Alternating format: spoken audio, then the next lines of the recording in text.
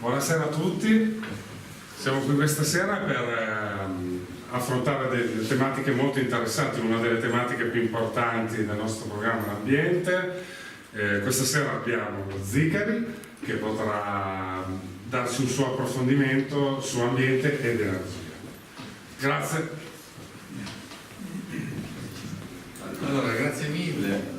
Buonasera, mi presento perché probabilmente non tutti mi conoscono. Mi chiamo Giuseppe Zicari, sono biologo, ho lavorato tanti anni all'università come consulente, come libero professionista per aziende del settore privato ma anche per enti pubblici come il Servizio Sanitario Regionale della Regione Piemonte. E diciamo che nell'attività di libera professione ho approfondito alcuni temi che poi ho riproposto in alcune pubblicazioni, la maggior parte delle quali potete scaricare gratuitamente in questo sito internet. Il tema di cui volevo parlare diciamo, è frutto di un'indagine che abbiamo fatto all'interno del movimento.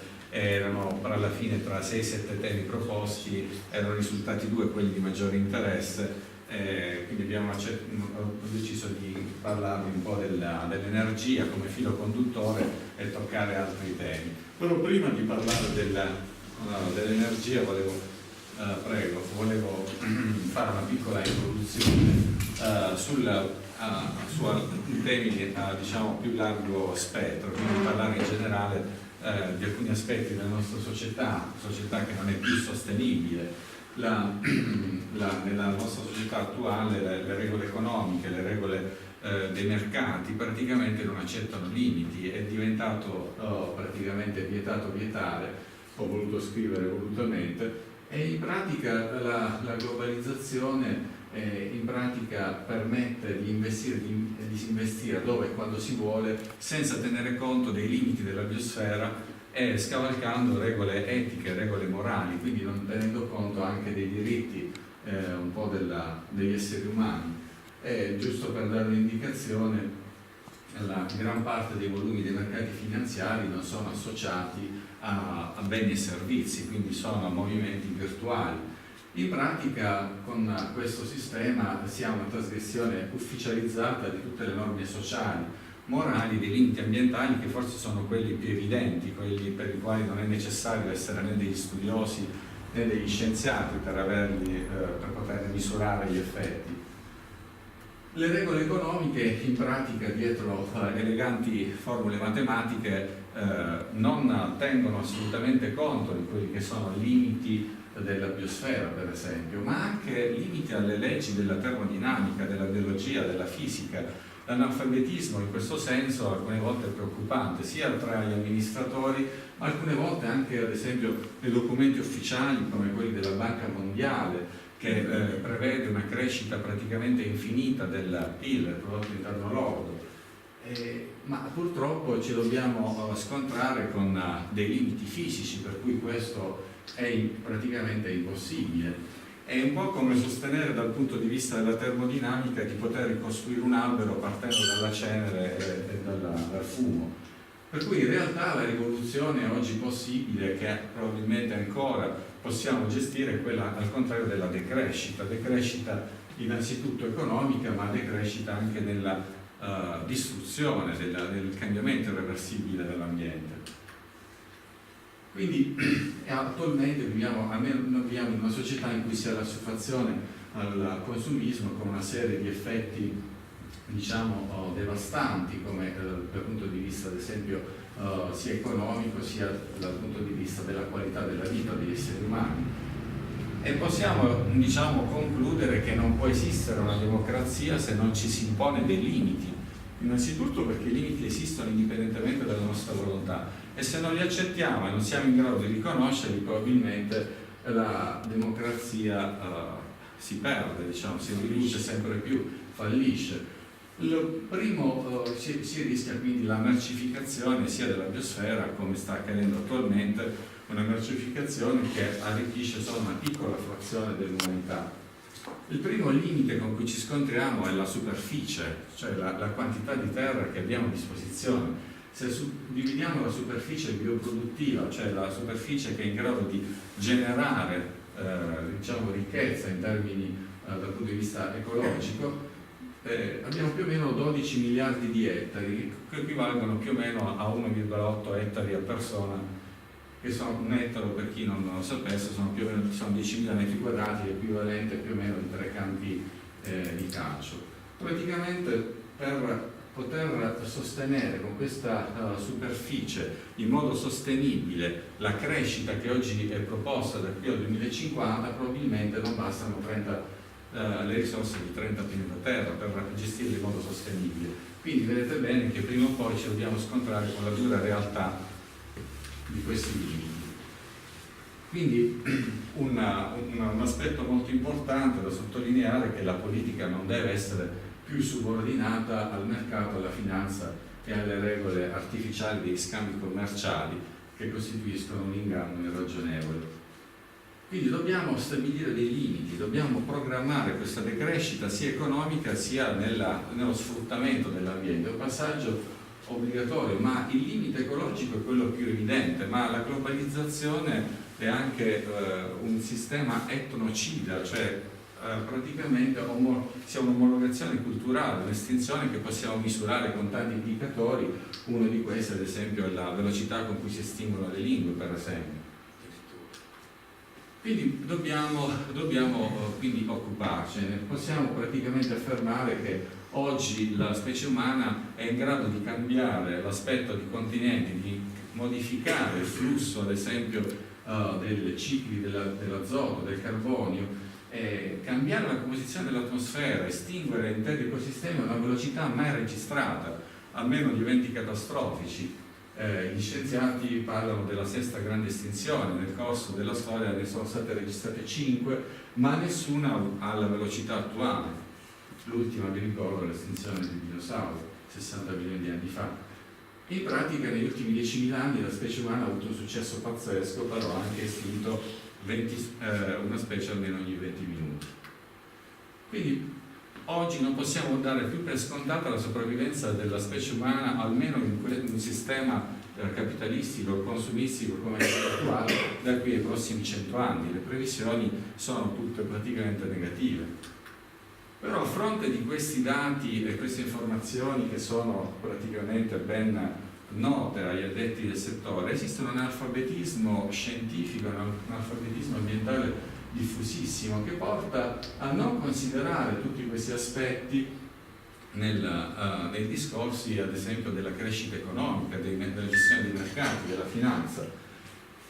Diciamo che oggi avrei deciso, abbiamo più o meno pensato di parlare principalmente, tenere come filo conduttore l'energia e poi approfondire nel corso dei ragionamenti che faremo anche altri aspetti. Il primo punto su cui volevo soffermare la vostra attenzione è la crescita demografica. La crescita demografica da qui al 2050 probabilmente avremo altri 2 miliardi di esseri umani, ma la crescita praticamente è esponenziale. In questa curva vi faccio vedere cosa è successo negli ultimi 2000 anni. Attualmente siamo a oltre 150 nuovi nati al minuto. Non è solo un problema di numeri, ma anche possiamo fare anche il discorso del numero di persone che oggi si affacciano a diventare ricchi, quindi a far parte di quello che viene chiamato ceto medio. Probabilmente da qui al 2030 potrebbero essere altre centinaia di milioni di esseri umani, ma è una crescita insostenibile. Non abbiamo le risorse per far sì che tutti gli abitanti del pianeta abbiano uno stile di vita, ad esempio, tipico di un piemontese. Quindi la società umana, per poter fare questo, si è dovuta basare sulla disuguaglianza. Quindi di dati ne possiamo estrapolare quanti ne vogliamo, ma uno forse dei più interessanti è che le maggiori 500 società multinazionali gestiscono più o meno un terzo del prodotto interno lordo mondiale. Quindi diciamo che la disuguaglianza del pianeta con la globalizzazione sta aumentando, i ricchi stanno diventando sempre più ricchi e quindi il ceto medio, soprattutto in alcuni paesi, tende un po' a ridursi. In questa slide evidenzio semplicemente che i paesi come in Europa, dove ci è consentito ancora di utilizzare questo sistema del capitalismo, del consumismo e quindi una sorta di dipendenza, di schiavitù, si utilizza una quantità di risorse che non è assolutamente sostenibile. Giusto per concentrare l'attenzione su questo aspetto, c'è ancora una grossa fetta della popolazione, ad esempio, che non dispone assolutamente nemmeno dell'energia elettrica, quindi vivono al buio. Se però noi potessimo fare un ragionamento teorico, facciamo una riflessione del tutto teorica, se noi dividiamo l'attuale disponibilità energetica mondiale, quindi parliamo principalmente di energie fossili, energie non rinnovabili, per la popolazione mondiale, arriviamo a un livello di disponibilità media che equivale a quello che consumava un europeo negli anni 60, quindi comunque potremmo consentire una vita abbastanza dignitosa se ci fosse una distribuzione equa a tutti più o meno gli 8 miliardi del pianeta. Però comunque avremmo uno stile di vita non sostenibile da qui ai prossimi 100 anni, anche se la disuguaglianza sarebbe notevolmente ridotta. Il consumo di energia purtroppo aumenta più rapidamente della crescita demografica, quindi abbiamo già visto quella curva essere una crescita esponenziale. Allo stesso tempo il consumo di risorse e di energia cresce più rapidamente della crescita demografica. Vi faccio a riflettere su alcuni dati. Nel XX secolo la popolazione è aumentata di 4 volte, il consumo di energia 16 volte, la produzione industriale addirittura di 40 volte e le emissioni di anidride carbonica di 17 volte. Questo più o meno è il consumo di materiali pro capite in Europa, cioè per ognuno di noi vengono utilizzati tra i 40 e i 50 kg di materie che sono non rinnovabili al giorno. Un altro aspetto assolutamente sottovalutato è il consumo di suolo. La quantità di suolo disponibile è limitata. In Italia viene misurata l'indicatore che è l'impronta ecologica. Attualmente la quantità di suolo disponibile per il bioproduttivo è sta riducendo perché esiste una competizione tra diverse tipologie di utilizzo, dall'urbanizzazione, quindi cementificazione, permeabilizzazione, l'utilizzo agricolo, l'utilizzo per la produzione alimentare e poi se riusciremo alla fine di questa presentazione dirò qualcosa sugli agrocarburanti. In questa tabella vi faccio vedere dal 1950 ad oggi, vediamo un po' quanto è cresciuta ad esempio la popolazione e quanto sono cresciuti alcuni consumi. Vedete che la maggior parte dei consumi sono cresciuti molto di più della popolazione, ad esempio i veicoli, la quantità di autovetture registrate, la produzione di cereali, l'utilizzo di materiali che sono disponibili in quantità limitata, ferro e acciaio per esempio.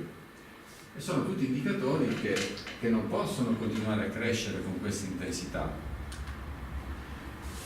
Esistono tantissimi lavori e tante stime sulla disponibilità residua di risorse non rinnovabili, diciamo sul fatto che l'aspettativa di vita per la maggior parte delle risorse sia limitata, non ci sono praticamente dubbi. I diversi studi e le diverse indagini si differiscono principalmente sull'anno in cui probabilmente queste risorse non sarà più conveniente estrarle, ma probabilmente non sarà più conveniente estrarle molto prima del loro esaurimento, perché comunque sono attività imprenditoriali che funzionano solo se rientrano entro determinati costi. E vedete che non parliamo di migliaia di anni, ma parliamo di pochi anni da qui in avanti, quindi comunque è una realtà con cui ci dobbiamo confrontare. Probabilmente per alcuni minerali preziosi, per esempio come il rame e il ferro, alla fine di questo secolo le città saranno le prossime miniere, cioè dovremmo recuperare,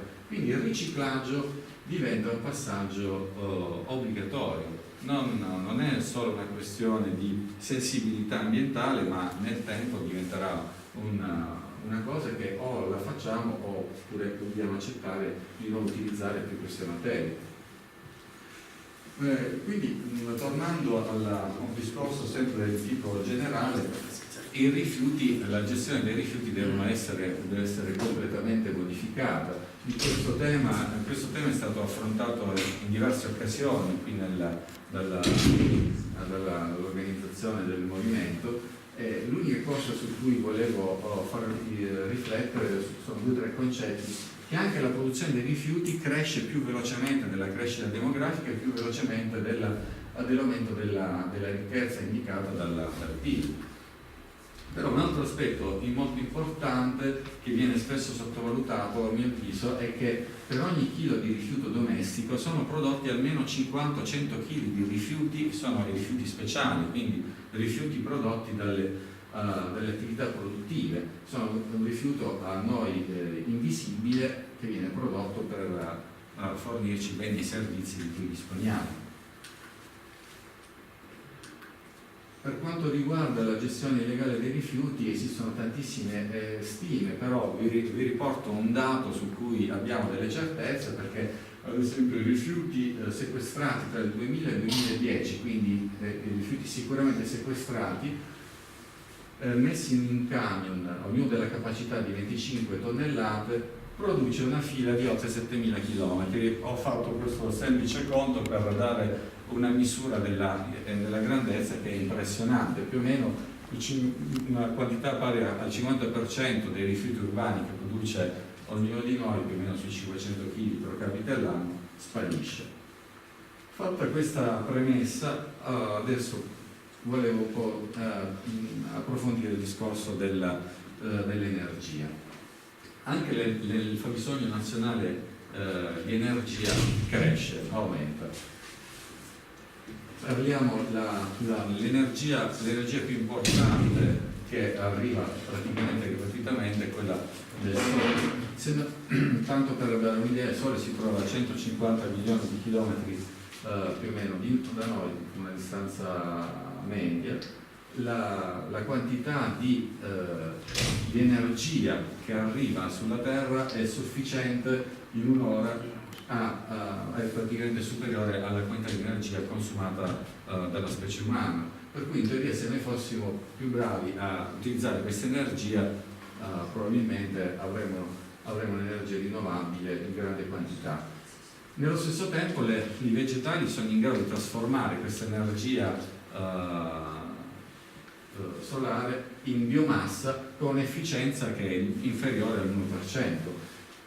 Questa è per dare una misura: in sostanza secca un ettaro di vegetali può trasformare il sole con la fotosintesi clorofilliana e l'anidride carbonica e l'acqua in una quantità di energia equivalente più o meno a 1,7 milioni di litri di benzina. La fotosintesi clorofilliana è quindi il motore principale della produzione di energia. Le biomasse sono l'energia che abbiamo utilizzato praticamente per centinaia di migliaia di anni, e oggi però l'umanità si appropria della maggior parte di questa energia a scapito degli altri esseri viventi. Quindi anche questa appropriazione non è più sostenibile, a meno che non accettiamo la distruzione degli ecosistemi, da cui tra l'altro dipendiamo. Per cui ad esempio la biodiversità viene compromessa, viene alterata la composizione dell'atmosfera e i suoli perdono la fertilità. Quindi siamo diventati dei divoratori di energia, energia fossile che possiamo considerare un sole sepolto, un'energia che si è formata grazie alla fotosintesi clorofilliana e a processi lunghissimi che avvengono in milioni di anni. Per cui noi ogni anno consumiamo l'equivalente dell'energia che si è formata probabilmente in centinaia di migliaia di anni. La maggior parte dell'energia da cui dipendiamo quindi è un'energia non rinnovabile, è un'energia fossile. Al primo posto in Europa abbiamo il petrolio, al secondo posto il metano, il gas naturale, poi abbiamo il carbone e all'ultimo posto abbiamo l'energia nucleare, che vi ricordo è un'altra energia non rinnovabile. Le energie rinnovabili in Europa più o meno si attestano intorno al 13%. Le biomasse quindi sono un tipo di energia rinnovabile più importante sicuramente, ma anche le biomasse sono energia rinnovabile solo se sono rispettate alcune condizioni, perché se noi radiamo al suolo una foresta primaria, sì, è vero che stiamo utilizzando la legna, ma non è un utilizzo rinnovabile della biomassa. Stiamo creando un cambiamento irreversibile, una perdita della biodiversità. E se provassimo a ricavare anche solo il 10% dell'energia elettrica che si consuma in Italia dalla combustione della legna, bisognerebbe coltivare per questo scopo almeno un terzo della superficie disponibile, per cui è materialmente impossibile pensare di soddisfare il fabbisogno energetico attuale utilizzando solo le biomasse legnose. Per darvi un'idea, in Piemonte sosteniamo un consumo pro capite in tonnellate equivalenti di petrolio, quindi sommiamo un po' le energie fossili che consumiamo, che è superiore alla media italiana, perché è una regione che ha un tenore di vita mediamente superiore, siamo intorno alle 3,8 tonnellate equivalenti di petrolio all'anno.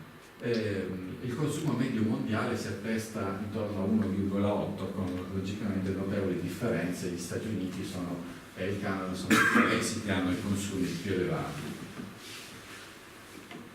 Attualmente consumiamo l'equivalente di 160.000 litri di carburanti fossili al secondo, e questo consumo è in crescita, e il consumo è 1 milione di volte più consistente di quello dell'attuale velocità praticamente di formazione. Per cui in teoria anche il petrolio che noi stiamo utilizzando è una fonte rinnovabile, basta avere qualche milione di anni per aspettare che si riformi. Quindi le attuali previsioni di richiesta di energia è che praticamente in meno di 30 anni il fabbisogno di energia potrebbe raddoppiare, ma è un discorso teorico assolutamente non sostenibile, per cui la competizione per la protezione dell'energia fossile rimanente sicuramente probabilmente aumenterà i conflitti e i problemi. Qui è un altro indicatore, diciamo, che anche questa velocità di crescita è insostenibile. Esistono poi diverse stime che provano a calcolare quante energie fossili sono disponibili, per quanto tempo ancora possiamo andare avanti a questo ritmo. Ce ne sono diverse sulla direzione del cambiamento, sul fatto che le risorse diventano sempre più rare, sempre più preziose. Su questo non ci sono dubbi. Sull'anno in cui estrarremo l'ultima goccia ci sono varie discussioni e varie stime, ma orientativamente probabilmente il petrolio sarà la prima risorsa tra queste tre a terminare, poi il gas naturale e il carbone. Però possiamo sicuramente dire che esiste una storia anche in Italia di risorse che sono effettivamente terminate, a un certo punto si sono ridotte drasticamente, e anche nel secolo scorso il Nord America e gli Stati Uniti sono stati per anni, forse un ventennio, i maggiori produttori di petrolio al mondo, dopodiché hanno chiuso i loro pozzi petroliferi. Queste sono alcune stime sulle riserve di risorse non rinnovabili ancora disponibili, quindi per il gas naturale e per il petrolio. Vedete che anche la distribuzione di queste risorse nel mondo, come sappiamo bene, non è omogenea. Ci sono paesi che ne hanno grosse riserve e altri che non ne hanno proprio. Questo è più o meno l'andamento della disponibilità di energie, quindi di energie fossili non rinnovabili. Vedete che è un andamento con un classico picco. Noi probabilmente siamo in questo punto qua, probabilmente abbiamo estratto la metà delle risorse note e disponibili.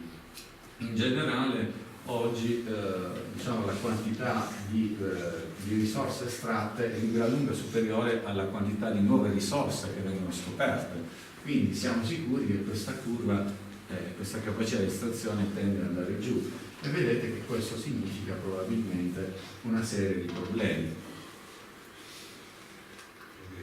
E quindi il superamento dei limiti implica sicuramente sia un crollo, diciamo, economico della società come l'abbiamo conosciuta finora, ma soprattutto una catastrofe ambientale che avverrà prima della fine delle risorse non rinnovabili.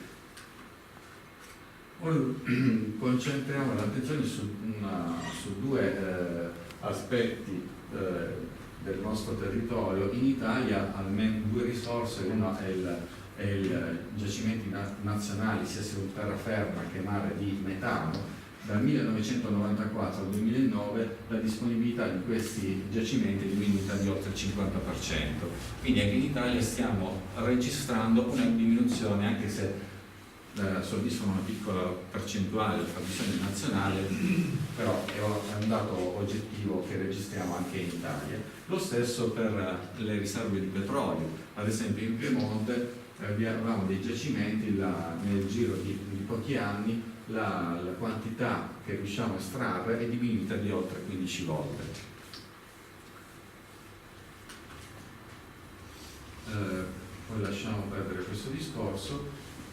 L'elettricità in Italia viene prodotta principalmente da fonti non rinnovabili. Questo probabilmente non è scontato che tutti lo sappiano. La maggior parte dell'elettricità è prodotta dalla combustione del metano e gas naturale, al secondo posto del carbone, che sappiamo essere un'energia meno pulita, poi gli oli, e solo il 10% rinnovabile termoelettrico. Questo che significa? Che per ogni kilowatt elettrico prodotto con questo mix, diciamo, di fonti per la produzione di elettricità, produciamo una serie di sostanze pericolose, ad esempio quasi mezzo chilo di anidride carbonica. In questa tabella soffermo l'attenzione sul fatto che ogni volta che consumiamo elettricità per ogni kilowattora vengono prodotte queste quantità che finiscono in atmosfera. Sottolineo l'arsenico, il cadmio, il cobalto, tantissime sostanze pericolose, l'acido cloridrico, l'acido fluoridrico, gli idrocarburi policiclici aromatici, che sono un tema in pianura padana che ci interessa particolarmente, sono solo una parte, non sono tutte, sostanze, le polveri sottili. Per quanto vi dico solo due parole, ad esempio, su una di queste sostanze, che è il mercurio. Esistono diversi lavori che associano a un aumento della concentrazione di queste sostanze, ad esempio a particolari danni alla salute, nel caso del mercurio a perdita di intelligenza, impatto sullo sviluppo neurologico. È un paradosso della nostra società, abbiamo armi, abbiamo una capacità scientifica di previsione dei danni alla salute dovuti ad esempio all'inquinamento atmosferico molto fine, riusciamo a quantificare il numero di malati, il numero di ospedalizzati, il tipo di malattia per ogni 10 ad esempio microgrammi metro cubo in più che vengono registrati nell'atmosfera per ogni tipologia di inquinanti. A fronte di questa conoscenza però non ci comportiamo come dovremmo. Quindi di tutti questi inquinanti avevo evidenziato, sottolineato il mercurio, adesso vorrei invece fare una piccola parentesi sui gas che hanno un effetto oltre che sulla nostra salute ma sul cambiamento climatico, cioè i gas che vengono detti effetto serra, i gas climalteranti. Perché su questo tema nei mass media si legge di tutto, e anche capi di Stato sia attuali sia passati sostengono che queste siano tutte cose non provate scientificamente e quindi non si muovono come dovrebbero. Quindi partiamo dal potenziale di riscaldamento. L'anidride carbonica è un gas climalterante noto, è normale costituente dell'atmosfera in bassissime concentrazioni, allo 0,03%, ma adesso è aumentato. Però esistono anche altri gas che hanno un effetto climalterante, abbiamo il metano, abbiamo gli ossidi di azoto, però sono gas che hanno un effetto climalterante molto superiore, cioè un chilo di metano ha un effetto climalterante 25 volte più forte di quello di anidride carbonica, quindi equivale a 25 kg di anidride carbonica, l'ossido di azoto 290 volte, i clorofluorocarburi, per cui l'utilizzo in teoria è vietato nel mondo, però ancora purtroppo viene utilizzato, è addirittura 8500 volte più forte. In Italia, se stimiamo, possiamo provare a stimare la quantità di anidride carbonica prodotta da ognuno di noi, sono più o meno 7 tonnellate all'anno, di cui un terzo deriva dai trasporti, quindi principalmente dal petrolio. Dove finisce questa anidride carbonica che produciamo principalmente attraverso tre fonti: le combustioni, gli allevamenti, quindi l'allevamento al primo posto e l'agricoltura al secondo posto, e poi la deforestazione, cioè il cambio di destinazione di uso del suolo. Queste sono le 3 cause principali di produzione di gas climalteranti. E qui questa tabella l'ho costruita analizzando diverse pubblicazioni, alcune anche molto consistenti, costruite da pubblicazioni da comitati internazionali. È la prima volta che ho costruito questa tabella, mi sono preoccupato, cioè sono rimasto sbalordito dal fatto che di fronte a questi numeri che adesso vi spiego bisognerebbe veramente correre, cioè sulla direzione del cambiamento stiamo facendo un esperimento globale di cui non sappiamo veramente non riusciamo nemmeno a prevedere dove possiamo arrivare. Per capirci, oggi è stato possibile conoscere la composizione dell'atmosfera degli ultimi 600.000 anni, ma siamo arrivati anche più indietro. Più o meno la composizione dell'atmosfera è oscillata parliamo solo dell'anidride carbonica, tra i 250 e 350 ppm, parti per milioni. Praticamente questa concentrazione è stata in questo range per tutta la storia praticamente della specie umana. In meno di 50 anni questa concentrazione noi la stiamo aumentando drasticamente. Questa è una stima della quantità di anidride carbonica presente nell'atmosfera, 790 miliardi di tonnellate di anidride carbonica. Questa è la concentrazione attuale, la concentrazione preindustriale era inferiore. Qual è la quantità di anidride carbonica che noi oggi immettiamo con le combustioni, con gli allevamenti e l'agricoltura e con la deforestazione? Più o meno 50-60 gigatonnellate all'anno. Significa che teoricamente noi in 15 anni potremmo raddoppiare l'attuale concentrazione di anidride carbonica. Questo è un ragionamento teorico, perché in realtà una parte dell'anidride carbonica che viene messa in atmosfera viene praticamente accumulata nei vegetali, un'altra parte nel suolo e una grossa parte negli oceani, che sono dei serbatoi enormi. Però oggi stiamo producendo dei cambiamenti che potrebbero produrre dei meccanismi a salti, quindi con dei cambiamenti repentini, imprevedibili, come quello generato dal surriscaldamento del permafrost, cioè il suolo congelato. È una distesa enorme, si trova nella Nord Europa, Nord Asia, ma principalmente in Nord Asia e Nord America, quindi Siberia e Nord America, che ha una riserva di gas climalteranti, soprattutto sotto forma di metano, enorme. Se questo suolo, come sta accadendo, soprattutto nei mesi estivi, continua a sciogliersi, probabilmente potrebbe esserci una grossa liberazione di anidride carbonica, molto pericolosa. Vedete che sono quantità enormi rispetto all'attuale concentrazione, all'attuale quantità contenuta nell'atmosfera. E lo stesso vale per gli oceani. Il riscaldamento, l'aumento della temperatura degli oceani potrebbe produrre l'effetto di invertire la tendenza che invece è stata registrata in questi 50 anni, in cui più o meno un terzo dell'anidride carbonica immessa nell'atmosfera è stato assorbito dagli oceani.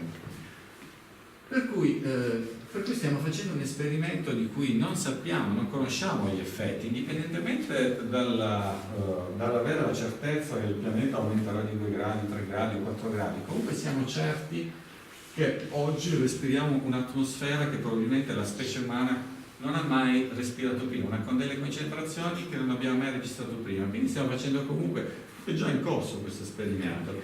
Sì, alcuni cambiamenti sicuramente sono molto evidenti tutti quanti, però probabilmente i cambiamenti più grossi si registrano dove le condizioni climatiche sono estreme, quindi ad esempio ai poli, nelle zone più calde del pianeta. Questi sono i combustibili. Questo è il potenziale di anidride carbonica che noi possiamo teoricamente immettere. Prego. Se noi decidiamo di estrarre tutta l'anidride carbonica, cioè tutti i carburanti fossili ancora noti, presenti, probabilmente metteremo nell'atmosfera 2800 miliardi di tonnellate di anidride carbonica. cioè 3,5 volte, 4 volte la quantità presente ora nell'atmosfera, cioè un cambiamento che secondo molti scienziati è incompatibile con la sopravvivenza della specie umana, e questo, se noi non invertiamo la tendenza, accadrà prima della fine di questo secolo, cioè nell'arco di una generazione. Quindi un cambiamento di cui veramente bisogna preoccuparsi, indipendentemente dal fatto se il clima si riscalderà, si raffredderà, c'è chi ci crede e chi non ci crede, ma se il 90% degli scienziati ci dice come andare dal medico, se 9 medici su 10 fanno la diagnosi, probabilmente è più probabile fidarsi dell'unico medico che vi ha la diagnosi opposta. Per cui oggi la produzione di anidride carbonica è molto più veloce della capacità della fotosintesi cofiliana di fissarla, quindi di estrarre l'anidride carbonica, per cui anche se noi decidessimo di riforestare tutto il pianeta, all'attuale utilizzo di carburanti fossili, all'attuale attività quindi di produzione, 60 gigatonnellate all'anno, non invertiamo questa direzione. Quindi dove agire? Sicuramente bisogna agire sul trasporto stradale, che è una delle cause più importanti. Vedete che l'energia è praticamente uno dei principali settori della produzione di gas climalteranti, poi di agricoltura, eccetera. Adesso vorrei spostare l'attenzione sull'ultimo concetto, che poi vorrei iniziare a parlare dell'agricoltura per arrivare alle agroenergie e concentrare un po', attirare la vostra attenzione su una delle tante follie che abbiamo deciso di fare con i soldi pubblici. È una cosa abbastanza recente, che è partita più o meno da una decina di anni.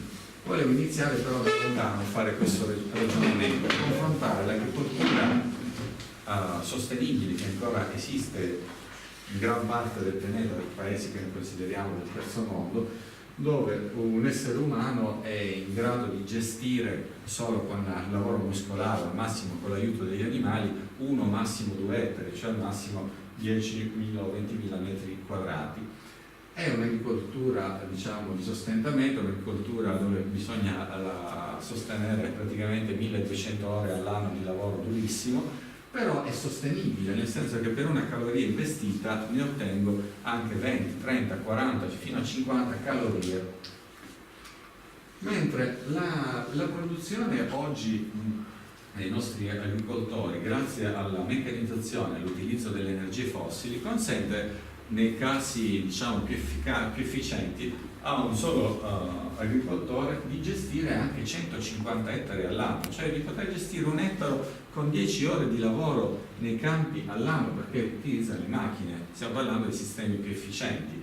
Quindi da un lato abbiamo un grosso vantaggio: meno del 5% della popolazione deve essere occupata per produrre alimenti in questi lavori durissimi. La produzione per unità di superficie aumenta notevolmente, però quali sono gli svantaggi? Innanzitutto dobbiamo cambiare drasticamente e irreversibilmente l'ecosistema, quindi ridurre la biodiversità, il suolo perde di fertilità finché abbiamo il petrolio o le energie fossili, e quindi la possibilità di utilizzare la concimazione chimica o la concimazione artificiale. Possiamo continuare ad andare avanti, ma non durerà per sempre. La deforestazione, l'agricoltura e gli allevamenti sono una delle principali cause di deforestazione. Parliamo di foreste primarie, cioè foreste dove gli esseri umani fino ad oggi non hanno mai tagliato nessun albero, e in Italia non esistono più. Qual è però il grosso svantaggio? Il rapporto tra l'energia investita e l'energia ottenuta è almeno di 1 a 10, 1 a 15, cioè noi investiamo 10 kcal in energie fossili almeno per ottenerne una in principi nutritivi. Quindi siamo un sistema fallimentare. Questa è la media del sistema produttivo, però ad esempio i prodotti fuori stagione in serra possiamo arrivare anche a un rapporto 1 a 40, 1 a 50, cioè per ottenere una caloria ne dobbiamo investire 50 kcal. Quindi in realtà possiamo considerare il sistema agricolo attuale, il sistema produttivo attuale, un'industria che trasforma il petrolio in alimenti, o comunque le energie fossili in alimenti. per cui non è sostenibile. Finché le energie fossili saranno disponibili a buon mercato possiamo sperare di andare avanti, ma abbiamo visto che nell'arco di 50 anni probabilmente assisteremo a dei cambiamenti drastici. Questo è il concetto che quindi praticamente nel XX secolo l'estensione delle terre coltivate è cresciuta d'1 terzo, la quantità di raccolta è aumentato di 6 volte, ma la quantità di energia impiegata è aumentata praticamente di 80-150 volte. E come con l'energia possiamo fare lo stesso ragionamento. Oggi abbiamo a disposizione una quantità di alimenti sufficiente a nutrire tutti gli esseri viventi presenti oggi sul pianeta, in quanto la disponibilità pro capite è di 2800 kcal. Però allo stesso tempo, a fronte di questo discorso, possiamo evidenziare alcuni dati sugli sprechi. Ad esempio in Italia una enorme quantità di rifiuti ancora disponibili a essere consumati finiscono nei rifiuti. Fatta questa premessa, l'ultimo concetto, che poi se volete discutiamo insieme, se avete delle domande da fare possiamo riflettere insieme su questi spunti che vi ho dato. Parliamo di agrocarburanti. Gli agrocarburanti, come sapete, significa coltivare, impiegare il suolo agricolo principalmente in colture cerealicole, ad esempio come il mais oppure la canna da zucchero, per produrre quello che viene chiamato il bioetanolo, oppure il biodiesel o il metano. In Piemonte esistono oltre 100 impianti, ad esempio, finanziati con soldi pubblici, una speculazione enorme che consentono, utilizzando 600-700 ettari di superficie coltivata a cereali, di produrre con impianti da 1 megawatt energia elettrica dalla combustione del metano. Attualmente la quantità di combustibili, quindi prodotti coltivando, quindi non combustibili fossili, ma che sono perfettamente sostituibili nel serbatoio del trasporto su strada, costituiscono almeno il 3% dei combustibili del trasporto stradale. Gli Stati Uniti e il Brasile sono 2 dei paesi del pianeta dove questa produzione è molto diffusa. Quali sono il primo concetto su cui riflettere? Significa accettare l'idea che se in cambio di avere il carburante a buon mercato per qualcuno, ci deve essere qualcun altro che mangia di meno, non mangia, perché la superficie disponibile è limitata, per cui dobbiamo decidere: o produciamo alimenti per noi, o produciamo ad esempio alimenti per gli animali, con la riduzione quindi della quantità di energia disponibile per gli esseri umani, oppure produciamo agrocarburanti. Sono in competizione, quindi per la prima volta nella storia dell'umanità la produzione di carburanti è entrata in competizione con la produzione alimentare, e non è un discorso da sottovalutare. Se si occupa in teoria il 2% delle superfici arabili del pianeta per produrre agrocarburanti, significa impegnare per il trasporto il 7% del consumo mondiale di cereali o il 9% e il 9% di vegetali. Però dobbiamo ritornare anche un po' indietro nel concetto che vi dicevo prima. Produrre questi cereali significa dover sempre utilizzare il petrolio, comunque, non è che produco i cereali senza utilizzare il petrolio. Quindi comunque qui sono calcoli teorici che non tengono conto che in realtà non tutta l'energia la recupero, ma una grossa fetta dell'energia, in alcuni casi addirittura superiore, l'ho dovuto investire, per cui è una scelta folle. L'Europa e anche il Piemonte, sia con alcune norme regionali, ha sposato questa tendenza, cioè di destinare una parte della superficie agricola per produrre agrocarburanti. Addirittura entro il 2020 un obiettivo che è stato proposto è quello per cui almeno il 10% del totale del carburante usato per il trasporto su strada deve provenire da fonti etichettate come rinnovabili, ma che non lo sono assolutamente. E adesso proviamo a fare 2 ragionamenti sul nostro territorio. E in Piemonte abbiamo più o meno 1.200.000 ettari di superficie agricola utilizzata. Di questo più o meno 120.000, 130.000 ettari, cioè il 10%, è utilizzato a coltivare mais. Supponiamo di utilizzare questo 10% per produrre agrometano. E che cosa otteniamo da questo agrometano? Quindi noi stiamo investendo, stiamo facendo un calcolo teorico, il 10% della superficie oggi coltivabile in Piemonte, pianura e collina, per produrre agrometano. Qual è il vantaggio che otteniamo? Possiamo rendere autosufficienti più o meno 90.000 auto, sempre considerando zero il costo della produzione del metano, costo zero la coltivazione, costo zero tutto l'apparato che c'è dietro la possibilità di utilizzare un'auto, quindi fare strade, eccetera, eccetera. Produciamo il carburante sufficiente a far circolare 90.000 auto contro più o meno 3 milioni di auto circolanti attualmente, di piccola circuitata, cioè il 3% delle auto. Stiamo investendo il 10% della superficie agricola per soddisfare una piccolissima frazione.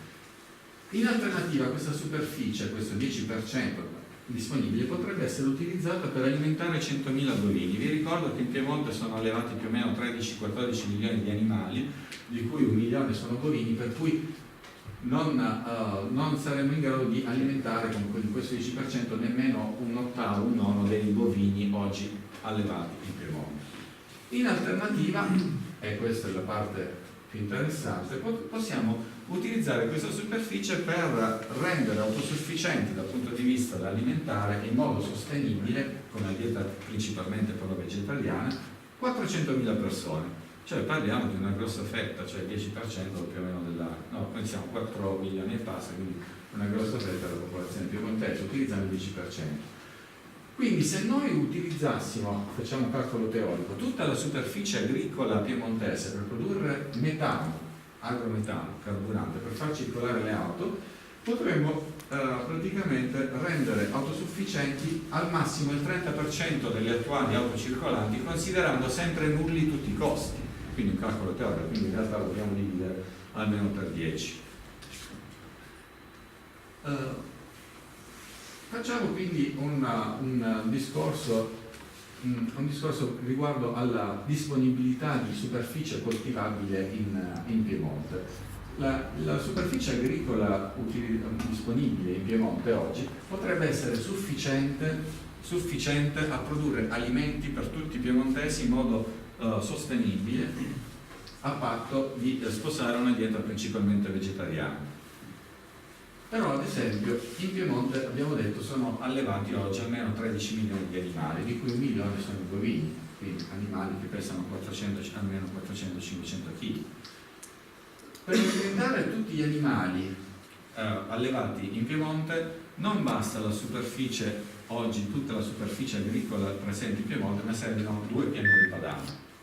2 pianure padane. Quindi noi per allevare questi animali praticamente importiamo consumo di suolo in altri paesi. Per far circolare tutte le auto con gli agrocarburanti abbiamo bisogno di 4 pianure padane, praticamente il 4 volte la superficie attualmente disponibile.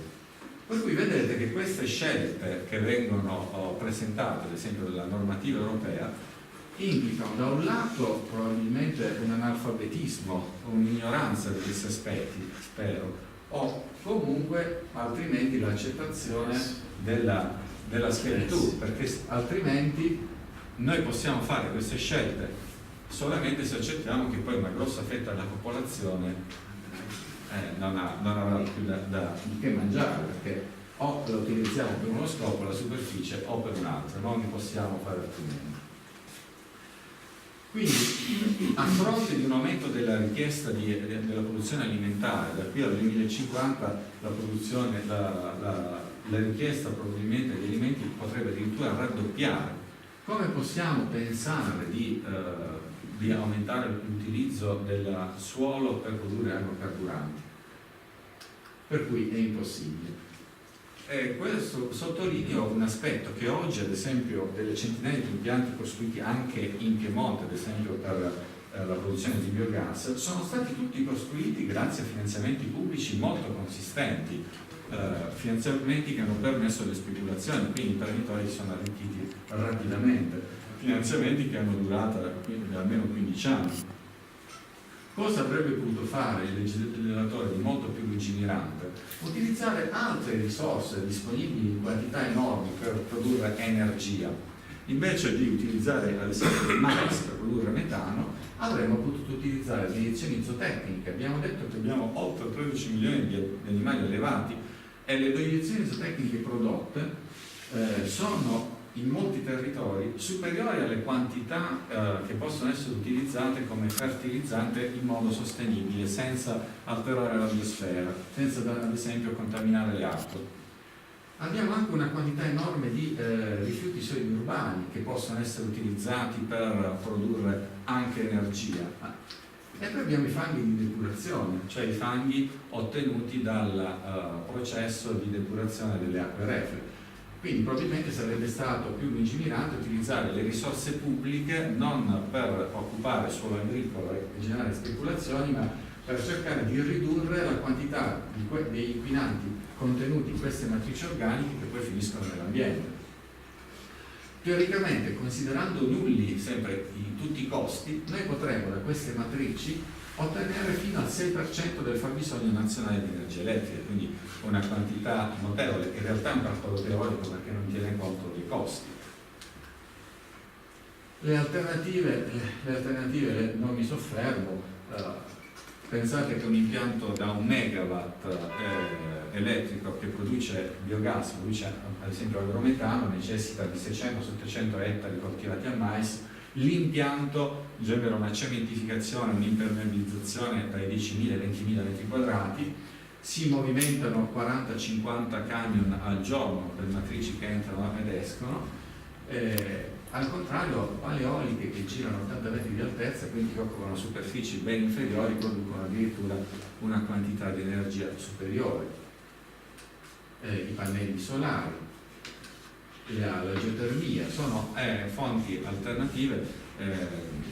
Volevo evidenziarvi che nel mondo esistono paesi che sono molto più avanti in queste scelte. Ad esempio ho approfondito il caso di città, ad esempio della Cina, ma anche in Germania ci sono molti esempi dove città da 5 milioni di abitanti in Cina hanno il 100% oggi di energia elettrica rinnovabile, città che sono praticamente più grandi di Roma. Quindi nel mondo molte società si stanno muovendo e hanno capito, cioè sono avanti, sono seriamente preoccupate da questo futuro. Quindi quali sono gli obiettivi che sono proposti dalla comunità internazionale, nel nostro caso dall'Europa? Ridurre il 20% dei consumi energetici deve arrivare da energie rinnovabili. Però le energie rinnovabili che siano veramente energie rinnovabili, perché anche gli agrocarburanti oggi sono classificati come energie rinnovabili, ma non lo sono. È una follia, sì. È un'altra applicazione, visto che l'hai sollevato. Oggi, siccome il petrolio da qui a 50 anni probabilmente non sarà più disponibile a buon mercato, esiste un'altra competizione, nella costruzione degli imballaggi, ad esempio per il materiale, il packaging, partendo dalla coltivazione di vegetali. È un'altra cosa folle, è un'altra competizione, un'altra filiera che entra in competizione, per cui c'è il rischio che si aumenti la disuguaglianza. Ma anche l'inganno che poi sì è biocompatibile, non fa niente, quindi ti fa non sapendo che ci sono ossidanti, trafficanti, sì. È lo stesso inquinante, solo che tu non lo vedi, perché entra nel circolo. E in più per produrre i vegetali oggi l'agricoltura ha bisogno, abbiamo detto, sempre di petrolio, quindi quando non c'è il petrolio anche questo discorso non si potrà più fare. La migliore energia rinnovabile che oggi disponiamo è quella che riusciamo a risparmiare. Se non riduciamo i consumi di energia comunque non ci salviamo. Da qui a 30 anni dobbiamo cominciare a pensare a una società che abbia una disponibilità di energia, ad esempio qui in Piemonte, inferiore a almeno 2/3 di quella che consumiamo oggi. Per cui ad esempio probabilmente da qui a 30 anni dobbiamo immaginarci una società in cui nessuno potrà più disporre dell'auto privata, quindi o utilizzare i mezzi pubblici o probabilmente andremo via in bicicletta, non abbiamo alternativa. L'aumento dell'efficienza e l'uso dell'energia, io credo che da questo punto di vista probabilmente a questo punto sia meno importante ridurre la produzione di rifiuti e poi la salvaguardia degli ecosistemi, perché senza di questi noi comunque non possiamo andare avanti. Quindi io qui praticamente termino semplicemente facendo l'ultima riflessione, che la decrescita sia economica sia dell'attività dell'attuale consumismo praticamente sfrenato, che è una schiavitù nello sostengo della dipendenza, non può durare, per cui siamo forse ancora in tempo a poter scegliere se progettare, programmare una decrescita, diciamo, organizzata, pacifica, controllata, altrimenti arriverà il momento in cui il collasso arriverà troppo velocemente in modo ingestibile, per cui probabilmente c'è un'incognita grossa che il collasso potrebbe essere generato prima ancora che dal crollo della disponibilità di energie dal collasso ambientale, cioè dall'inquinamento, dalla non disponibilità più di alcune risorse. Attualmente, ad esempio, la fertilità dei suoli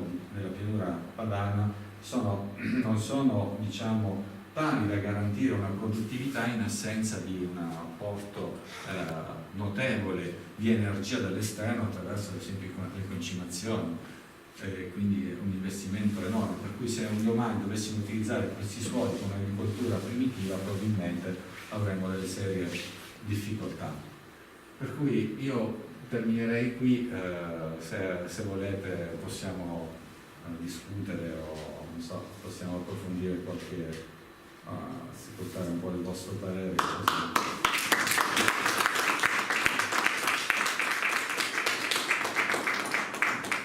Volevo chiedere una cosa, cosa ne pensi, sono qual è la tua posizione, posso darvi il tuo? Sì. Riguardo all'ottenimento di bioetanolo partendo però dalla canna comune, quel Mossi Ghisolfi, Rivalta Scrivi eccetera, Sì. che ha come presupposto quello di utilizzare terreni marginali, perché la canna comune è una pianta sostanzialmente infestante, cresce nei fossi, nelle rogge, e pare che questo brevetto, che tante cose anche di un italiano, riesca a ottenere 10 volte più etanolo rispetto alla canna da zucchero, avendo però il vantaggio di non utilizzare i terreni destinati all'agricoltura e soprattutto non un prodotto destinato all'alimentazione. Qual è la tua posizione in materia? Diciamo che il processo su cui stanno investendo tantissimo è quello di poter utilizzare la cellulosa per produrre zuccheri semplici e quindi ottenere una quantità di matrici enorme da utilizzare anche per produrre etanolo, ma potrebbero esserci tantissime altre applicazioni anche di tipo alimentare, perché la cellulosa è un polimero del glucosio, è simile all'amido, quindi è costituito da centinaia di molecole di glucosio. Il problema è che queste macromolecole sono costruite in modo tale che il nostro sistema digestivo non è in grado di digerirle. Sono in grado di smontare, staccare le molecole di glucosio gli erbivori, molti insetti come le termiti, ma grazie alla simbiosi molto spesso con microrganismi. Per cui se noi un giorno riuscissimo a estrarre in modo economicamente conveniente, facile, queste molecole di glucosio, sicuramente potremmo avere non solo bioetanolo, ma anche una disponibilità maggiore, ad esempio, di alimenti, perché la cellulosa, che è prodotta dalla fotosintesi clorofilliana, è una delle molecole più abbondanti della biosfera nel regno vegetale, per cui probabilmente la più abbondante, per cui poter utilizzare questa molecola è sicuramente dal punto di vista tecnologico una cosa utile e interessante. Per quanto riguarda invece l'applicazione di utilizzare suolo agricolo per produrre idrocarburanti, è lo stesso. Il presupposto è utilizzare terreni marginali. Sì, ma il terreno marginale, entriamo sempre con il concetto. Noi siamo 8 miliardi, abbiamo più o meno, in Italia abbiamo meno di 1 ettaro a disposizione. In questo ettaro noi dobbiamo produrre gli alimenti, salvaguardare l'ecosistema, avere una superficie che sia in grado di rigenerare e di fare i servizi a noi necessari alla sopravvivenza, come generare aria pulita, depurare le acque e fornire, diciamo, un minimo di biodiversità in grado di mantenere l'ecosistema a un minimo di livello, per cui questo fatto della marginalità è un fatto che non sussiste, secondo me, che è un concetto non rilevante. In più io non sono un esperto, ma dalla letteratura scientifica che ho letto, da posizioni quindi ufficiali, attualmente l'energia investita anche in quel caso mi sembra di capire che è superiore all'energia ottenuta. Per cui la scoperta è proprio questo batterio che attacca la lignina senza passare attraverso lo zucchero e fa direttamente passaggio all'alcol. E quindi questo si è sviluppato, si è portato, io non lo so. Però il principio è sicuramente interessante, però l'applicazione a produrre agrocarburanti non la considero una scelta vincente, perché comunque abbiamo visto, comunque anche se produciamo questo tipo di carburanti dobbiamo investire superfici enormi per far circolare una piccolissima percentuale di mezzi su 4 ruote, per cui aggiungo un dettaglio: i terreni marginali, cosiddetti marginali dal punto di vista urbanistico, sono 0,00 della superficie totale coltivabile, per esempio in Piemonte, e aggiungo che un terreno viene reso marginale dall'intervento dell'uomo. Di fatto un terreno marginale una volta era un terreno perfettamente coltivabile.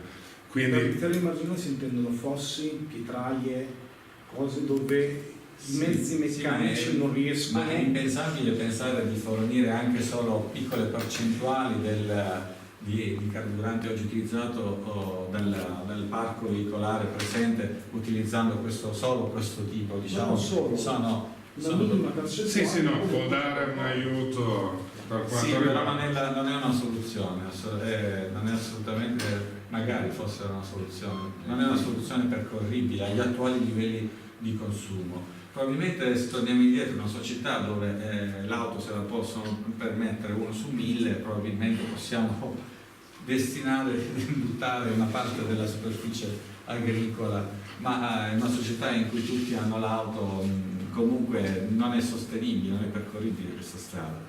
E in più dobbiamo, ripeto, la richiesta di produzione di alimenti, il suolo è in competizione con almeno decine di possibili utilizzazioni diverse, tra cui ritengo prioritario l'approvvigionamento alimentare.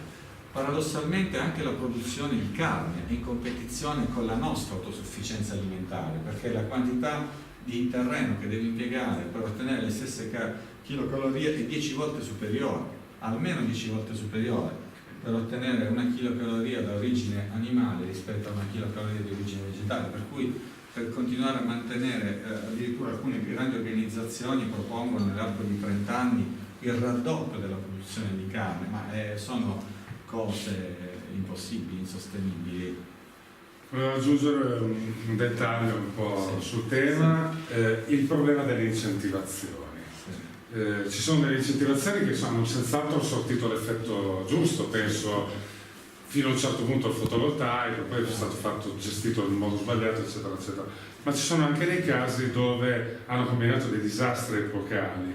Faccio l'esempio degli Stati Uniti d'America, dove per una questione principalmente politica, buona parte dell'elettorato numericamente sono agricoltori, latifondisti, hanno incentivato la coltura del mais in maniera incredibile, pagando addirittura gli incentivi superavano il valore della materia prodotta di 2 o 3 volte. Quindi una pannocchia vale $1, il governo me ne paga 3 oltre il dollaro che incasso. Questo ha creato delle strutture che vanno oltre il problema dei biocarburanti, che è stato il problema numericamente più grosso, passa anche attraverso il problema della carne, ovvero tantissime materie prime da dare da mangiare agli animali producono più carne, e tanto più che le statistiche sul consumo della carne negli Stati Uniti d'America sono fuori scala rispetto anche all'Europa e altri paesi del cosiddetto primo mondo. Terzo problema, l'incentivazione dei derivati del mais. Una cosa che in Europa non esiste è lo sciroppo di mais. che è un dolcificante tra i più terribili dal punto di vista della salute umana, perché è uno dei peggiori dolcificanti che possa esserci sul mercato, ma essendo incentivato in maniera così pesante dal governo americano, finisce in tutti i prodotti. Finisce in tutti i prodotti, addirittura ormai con una casistica scientifica, medica, di danni che sta creando questo sovrauso di questo tipo di dolcificante, tutto perché nell'ottica del governo americano incentivare l'agricoltura voleva dire incentivare il mais. Sì, io ritengo che oggi la strada degli agrocarburanti all'attuale livello di consumo e di utilizzo non è sostenibile assolutamente, no? Non possiamo minimamente pensare che questa sia una strada. Anche le cifre proposte, utilizzare il 10% della superficie libera o produrre addirittura il 10% di carburanti o il 20% di carburanti dalla coltivazione non è assolutamente sostenibile, anche perché da qui a 40-50 anni le priorità che probabilmente avremo sarà una, l'autosufficienza energetica, perché non potremo più importare queste risorse, non avremo la ricchezza né le possibilità di farlo in un sistema competitivo, e due, l'autosufficienza alimentare, per cui tutto ciò che entra in competizione con l'autosufficienza alimentare probabilmente la mettere in secondo piano. Aggiungo sempre sul discorso delle incentivazioni o delle mancate disincentivazioni su un tema trasversale ma sempre legato all'energia, quello del pellet.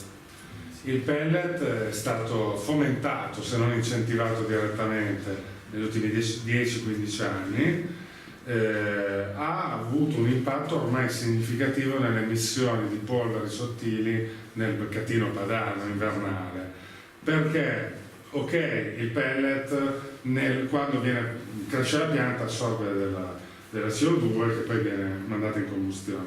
Il problema grosso è che un camino a pellet di media fattura, non particolarmente evoluto, produce delle polveri sottili decisamente peggiori di qualunque tipo di impianto a gas, anche dei peggiori e dei più antiquati. E quindi quando oggi si analizzano, ci sono degli studi di ARPA Lombardia, di ARPA Veneto, di ARPA Piemonte al riguardo, le emissioni delle polveri sul catino padano, un catino particolare, abbiamo un problema di inversione termica invernale, quindi tutti i gas rimangono belli compatti nello strato basso dell'atmosfera. Questo proprio combustione libera, che va dal camino, pellet, falciane nei campi, ha avuto un'incidenza tale che nonostante ci siano state delle migliorie dal punto di vista dell'efficienza energetica e della qualità di tutti gli altri generatori di calore eccetera eccetera, abbiamo un valore di polveri sottili che non è andato a calare come si sarebbe aspettato in base ai consumi, proprio perché la combustione libera, la combustione del pellet, della legna, crea delle concentrazioni più elevate, specialmente nei centri urbani, dove poi la gente vive di più e respira di più, quindi creano poi dei problemi maggiori. Anche questo è un errore della politica, se vogliamo dire, di non prevedere quali sarebbero stati i danni per una politica di questo tipo. Sì, infatti qui in questa slide vi faccio vedere le emissioni dei diversi tipi di caldaie. Effettivamente si deve vedere ad esempio il monossido di carbonio oppure le polveri sottili. Le caldaie a legna sono sicuramente, vedete, un fattore di emissione per unità di energia prodotto praticamente dell'ordine 500 volte superiore rispetto a una caldaia a metano, quindi questo è sicuramente. Quale comune, ad esempio, se non superi i 5 kW è ammissibile anche in un condominio mettere una stufa pellet? Sì, perché la normativa c'è stato un comparto, c'è stato anche un comparto virtuoso italiano della produzione di stufa pellet, caldaia pellet, che ha avuto anche successo perché giustamente avevano dei buoni prodotti ben spendibili sul mercato. Il problema è che incentivando i produttori di caldaie, i produttori di generatori, di fatto non è stato calcolato poi l'impatto ambientale che avrebbe avuto tutto questo. Ad esempio il gas, il metano non puoi mettere una stufetta a pelle, e allora ha controsenso. Tu mi fai mettere un qualcosa che mi va a creare dei problemi maggiori, relativi. Certo, ma nell'ordine delle centinaia di volte.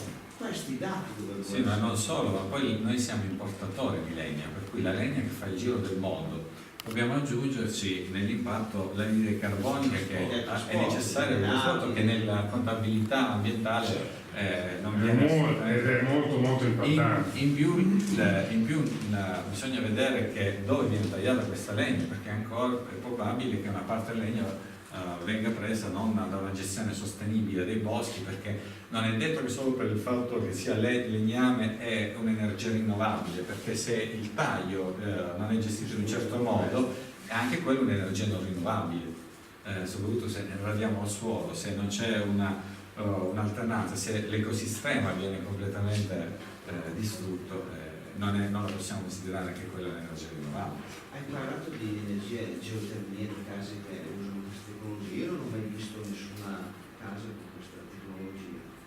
No, vabbè, ci sono due tipi di geotermia, quella che estrae il calore dal sottosuolo e quella classicamente delle pompe di calore, che invece di avere un grosso ventolone come i condizionatori dei balconi utilizzano la temperatura costante che c'è sottoterra come scambiatore invece dell'aria.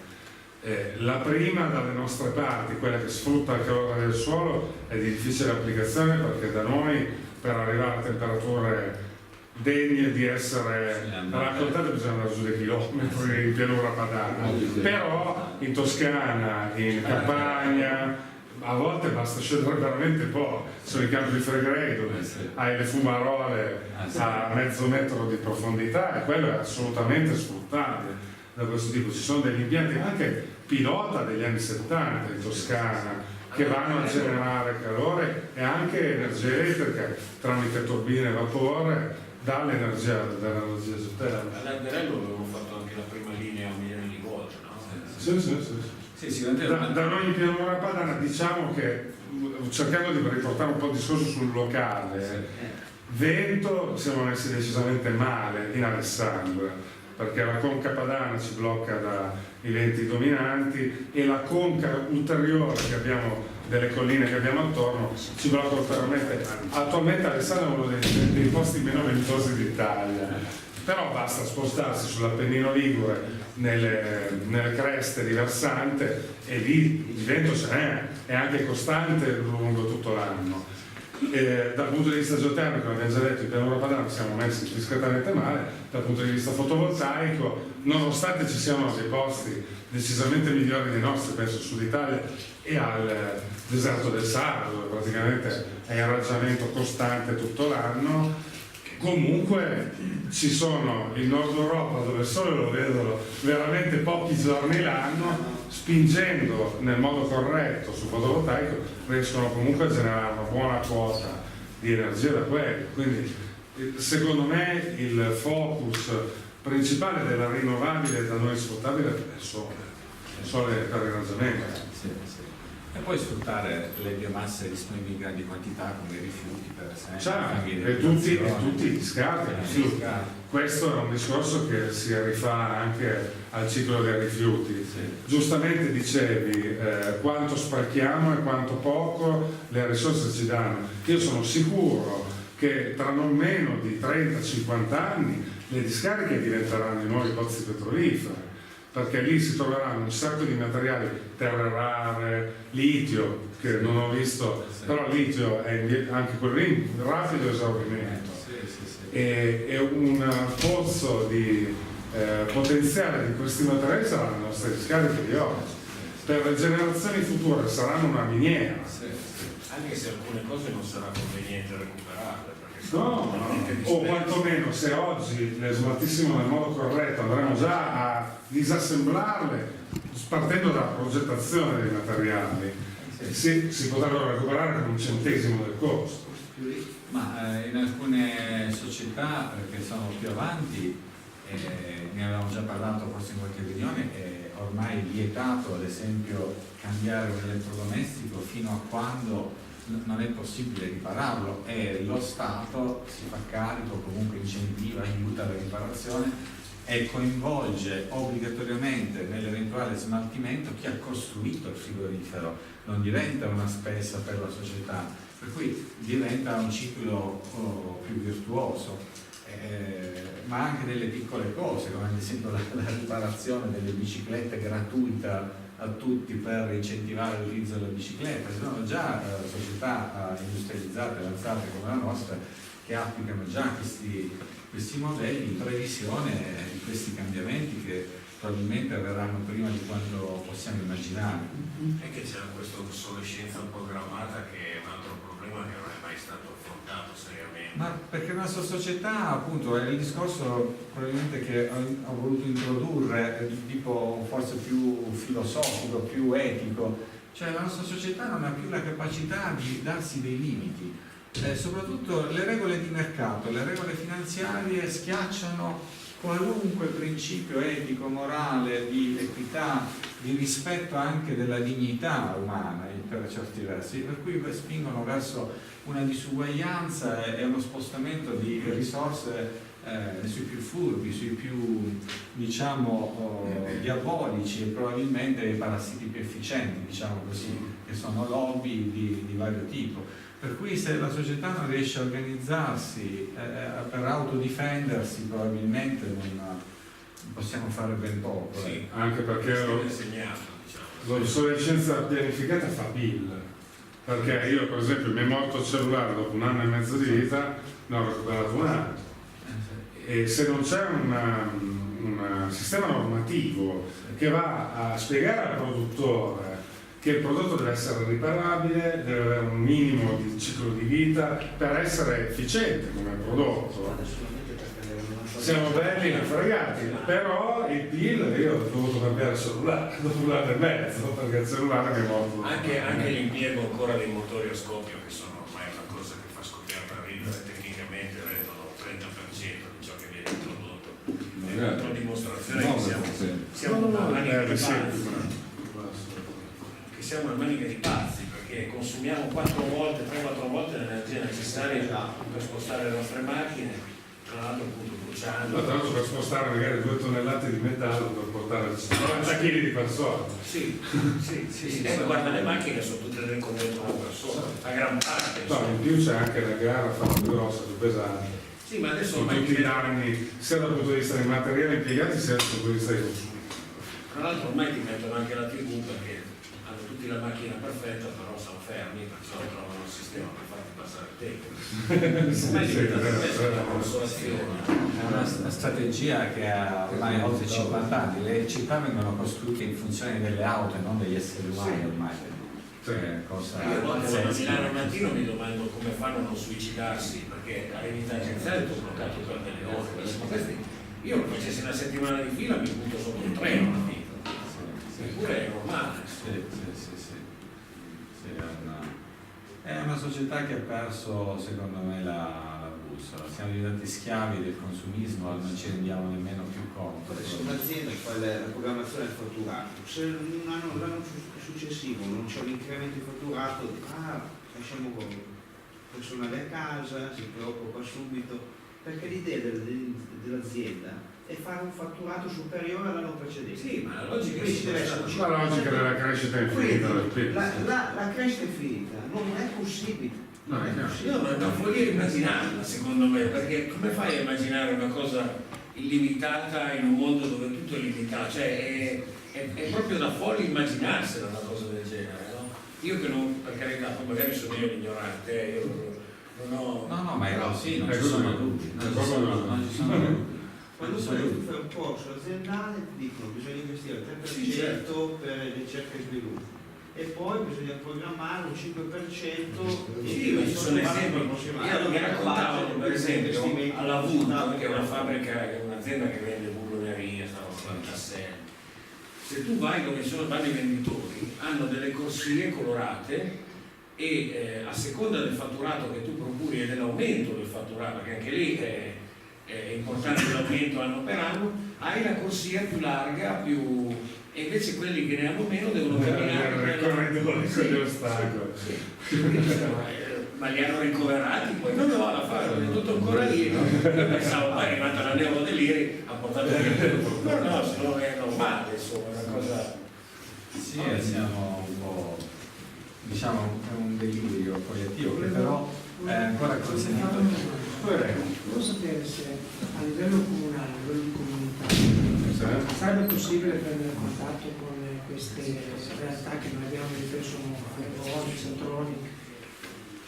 Qualora, non so, mi si guasta un elettrodomestico, invece di portarlo lì e dire, boh, noi te lo buttiamo via e prendiamo un altro, avere la possibilità che me lo mettano poco, me lo riparano.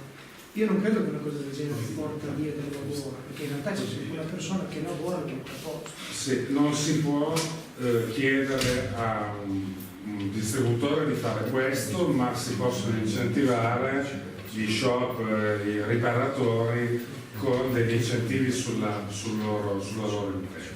Questo si può fare, però se si vuole fare una rete dove il venditore si prende in carico anche la riparazione, bisogna agire solo a livello europeo principalmente e nazionale. Quindi a livello comunale si può incentivare il riparatore, ma non si può costringere 1.000 euro da riparare il televisore. Oltre al sistema che ha già in piedi guida, lo prende, lo spedisce al produttore. E poi c'è anche il problema che molte cose purtroppo non vengono costruite per essere riparate, cioè vengono costruite perché tu le debba buttare via a un certo punto e quindi diventa anche complicato. E anche qua l'unico modo per agire a livello europeo. Sì, certo. Attualmente, neanche a livello allungare i tempi di garanzia. A me raccontavano che saltavano i radiatori delle macchine, voglio dire, fallo adesso se non riesci neanche a toglierlo. Prova, io ho fatto il meccanico per anni, prova a farlo. Già dura riuscire a metterlo. Io sono riuscito a cambiare la batteria della mia macchina via quando l'avevo, dopo 2 anni e mezzo. Una semplice Yaris, che non era un fenomeno, durata 10 anni. Però una volta se rimanevi senza batteria spingevi la macchina e partiva, adesso stai a piedi. Sì. Cioè, abbiamo una tecnologia sempre più alta ma anche sempre più fragile, no? Che richiede più riparazione, sostituzione o intervento del produttore. Il telefono a filo, sembrava una cretinata, il telefono a filo, quando c'è stata l'alluvione qua, c'era l'acqua con cui suonavano i telefoni. Col cellulare noi eravamo senza segnale da ore ed è prima avevi un sistema, se vuoi, farraginoso che però funzionava molto meglio di quelli che hai adesso. Sì, è una società fragile, un blackout oggi genererebbe un disastro. Sì. Potrebbero scapparsi anche dei morti tranquillamente da un blackout.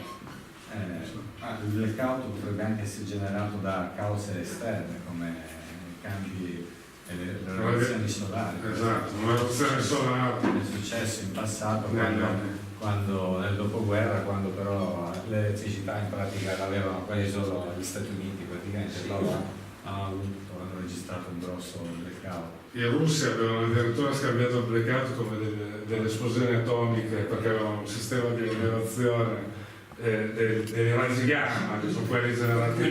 Quindi c'è stato il rischio di una guerra termonucleare globale per colpa di un'eruzione solare.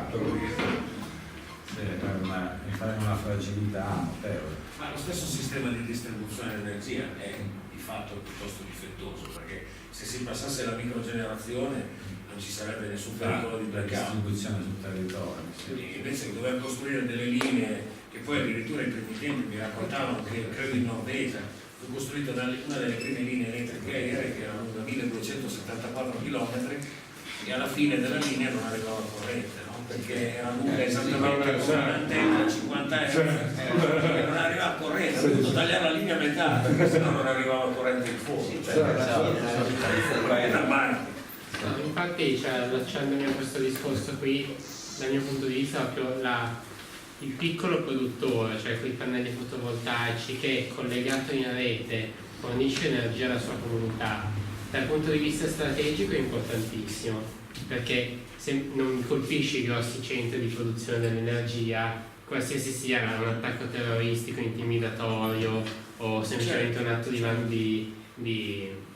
una dimostrazione. Sì, comunque l'autosufficienza. Poi dall'altra parte costruisco una sorta di redistribuzione dei redditi attraverso l'energia, perché se ho tanti produttori che incassano dal vendere l'energia alle grosse aziende che magari ne consumano di più, io ho di nuovo redistribuzione. Invece di comprare il barile di petrolio che arriva da, magari mi produco il pannello in Italia, lo installo in Italia e ho uno che incamera reddito per 30-35 anni da questo pannello, mi consente di redistribuire i redditi fornendo un servizio al paese, cioè che è quello della fornitura di energia. Cioè l'incentivazione deve andare da questa parte qui. E sempre collegandomi sul discorso dei riscaldamenti, secondo me il riscaldamento intelligente è quello elettrico, perché comunque da una parte, sto dicendo con l'introduzione delle pompe di calore, perché da una parte ho un'energia che può essere prodotta in X modi, cioè quindi io posso cambiare il modo in cui viene generata senza dover cambiare la macchina che la consuma, cioè scusa, la macchina che la trasforma, no? E poi è pulito, nel senso non ho problemi di emissioni all'interno della città. Ed è anche discretamente efficiente con le pompe di calore. Su questo però devo dire, io da tanti anni seguo Elon Musk, ormai conoscono tutti. Secondo me lui negli ultimi anni è riuscito a cambiare completamente la prospettiva sia nel mercato dell'auto sia nel mercato dell'energia, perché la gran parte delle batterie che stanno producendo a Fremont con la Gigafactory, se non ho capito male, vanno in Asia e in Africa per i gruppi elettrogeni fatti a pannelli solari con le batterie di accumulo. Quindi sta veramente segnando una linea che, al di là di ciò che dirà Trump, tutti saranno dal 2018 onestamente mi auguro su questo che si superi la tecnologia degli ioni di litio. Ci sono un sacco di sperimentazioni molto promettenti sia sulle nanotecnologie sia sui sali più nanotecnologie. Ho visto dei progetti estremamente con dei rendimenti ancora atrocemente migliori rispetto agli ioni di litio, senza il problema del litio. Che non dimentichiamocelo, provate a perforare una batteria usata di un cellulare di ioni di litio e vedete che fiammata che si fa. È ossida, a contatto con l'ossido parte la fiamma, e tra l'altro anche discrete sostanze tossiche, e in più è quasi impossibile da recuperare una batteria di ioni di litio. Quindi quando si parla, Musk ci ha provato a dire tu me la ridai indietro, però le percentuali di recupero sono basse. Non è che le rigenera sul mercato. So che adesso, dopo l'annuncio della Model 3, che sarà una rivoluzione da genere, tant'è che Volkswagen farà il pulmino elettrico, la Renault ha messo la batteria da portare. Però secondo me se si trova una tecnologia migliore, anche solo non tanto dal punto di vista del rendimento, ma quanto dal punto di vista della reperibilità dei materiali, se si superano gli ioni di litio, l'elettrico e il fotovoltaico con accumulo cambierà la vita di tutto. Comunque già così Elon Musk ha la batteria per casa da 3 kW e i pannelli solari mi pare 5.000 euro e ha annunciato l'uscita dei camion elettrici l'anno prossimo. E adesso la Model 3 30.000 euro. Parlavo con un amico l'altro giorno, che è Giulietta, mi diceva non voglio cambiare, però 30.000 euro io non le spendo più. Io ho detto, ma tu ti vedi 30.000 euro e comprare una macchina a gasolio?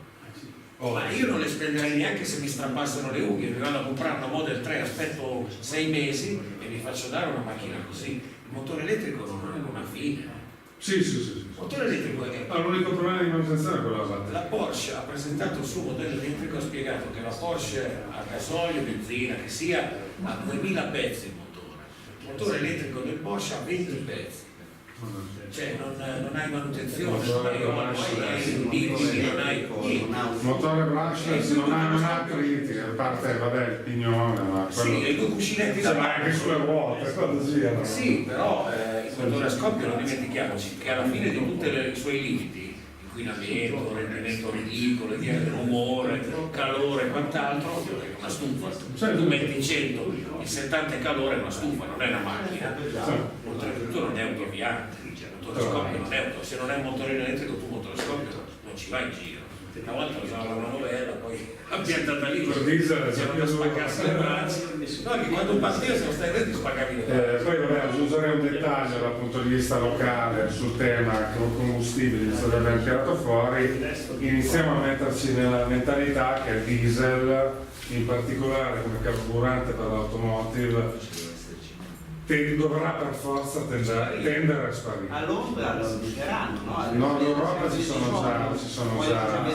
Saranno In realtà non sarà così semplice, né a Londra né come in Olanda né come in Scandinavia, in Norvegia hanno iniziato a puntare a delle date per proprio toglierlo dal mercato, dalla vendita. Però se avete degli amici che stanno per cambiare la macchina, non ditemi che non comprarla. Se consideri che la puoi tenere in 10 anni, voglio dire, fra 10 anni non è detto che tu troverai. Che trovi ancora combustibile. Non è detto che trovi il gasolio. Sì, magari in Italia è qualcosa più di legge. Però sì, inizia a comprare piuttosto una o a gas naturale, metano, meglio che GPL. Signori, io ho visto delle Nissan Leaf usate da un anno, usate, macchine elettriche usate, non si possono confondere con le auto a scoppio usate, perché non c'è nessun Sì, paragone. puoi lamentarti della riga sul cruscotto. Sì, ecco, ma quando perdono di 10.000 euro costa, la Nissan Leaf usata di 2 anni la paghi 10.000 euro. Ci sono le batterie. Se ti vuoi cambiare la batteria e mettere quelle più potenti con 14.000 la prendi. Io te Sì, le faccio vedere su il costo più alto che hai su un'auto elettrica è cambiare di batterie quando inizia a perdere. un Panda a metano fa 18,5 di listino, un Panda a metano fa 18.500 euro di listino. Poi per carità, io lo compro qualche Certo. ma io non comprerò più una macchina a scoppio. Io sto aspettando di poter trovare un usato che nuove purtroppo adesso hanno abbassato la Model X da 99 a 85.000, ma ancora un po' tardi, è ancora un po' Però tardi. più che altro evidentemente con questa, soprattutto con la Model 3 di Tesla che dovrebbe entrare sul mercato in maniera abbastanza dirompente, tutti gli altri produttori e i prezzi Adesso inevitabilmente. 400.000 prenotazioni in 2 giorni, 400.000 macchine in pochi giorni. E ha già fatto l'accordo con i francesi per gli stabilimenti Peugeot in Francia, ci hanno provato i tedeschi, sono andati in bianco, e sta lavorando non ho capito dove in Asia per nuovi stabilimenti, perché non potrà produrre. No, adesso. Vuole andare a 500.000 auto l'anno, ma Bene.